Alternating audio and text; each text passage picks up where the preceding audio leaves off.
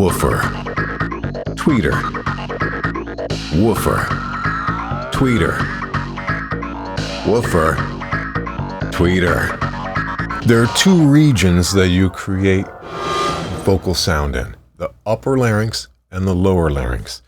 The upper larynx would be the high notes that resonate inside your head chamber. The lower larynx would be the deeper tones that resonate inside your chest.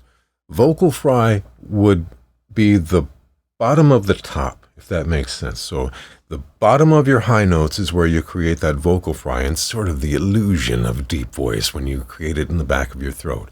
What I want you to do today is move beyond that and create actual deep tones by dropping into your lower larynx and creating the resonance in your chest. Let me show you how to do it.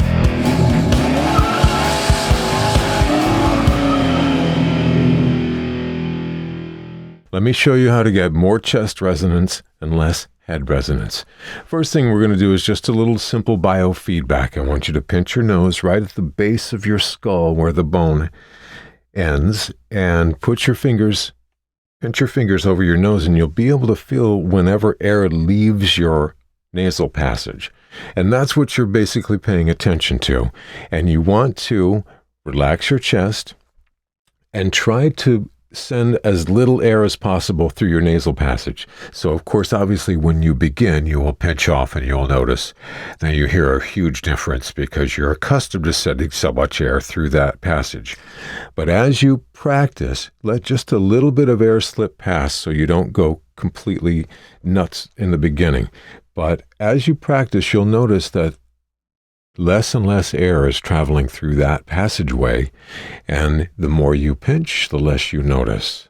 And pretty soon, you've separated the upper and lower larynx a little bit so that you can still get up here in these high notes when you want, and you can still kind of get that vocal fry if you want to. But what happens is that the vocal fry takes on a richness as it drops further down into your chest. So listen how you can still hear some of that frying sound, but the resonance is coming from the bigger chamber of my body.